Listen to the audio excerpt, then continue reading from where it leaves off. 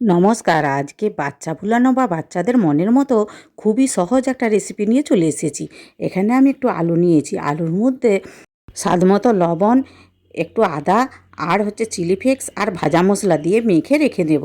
এখানে আমি আটার একটি রুটি যেই রকম বানানো হয় সেই রকম রুটি বানিয়ে নিচ্ছি। এখানে আটা দিয়ে করছি, আপনারা ময়দা দিয়েও করতে পারেন। রুটির মধ্যে আমি একটু ঘি বুলিয়ে নেব। আমি এখানে ঘি দিচ্ছি, আপনারা বাটারও দিতে পারেন। আলু মাখাটা আগে থেকেই রেডি করে রেখেছি। আলুটা এইভাবে দিয়ে দেবো মাঝে একটা বাটি দিয়ে, মাঝটা ফাঁকা রাখবো আর কি। দিয়ে এইভাবে আমি আটখাদি করে নেব। এর মধ্যে একটু করে চিজ দিয়ে দেবো। কি বলুন তো, ছোটো ছেলেরা চিজ দিলে খেতে খুবই পছন্দ করে। একটা খেলে ওরা বারবার চেয়েই যাবে আর একটা খাওয়ার জন্য। আর দেখুন আমি কিভাবে পাকিয়ে নিচ্ছি। যে দিকটা সরু দিক সেই দিকে আমি একটু জল দিচ্ছি, না হলে খুলে যেতে পারে। জল দিয়ে এইভাবে পাকিয়ে নেব।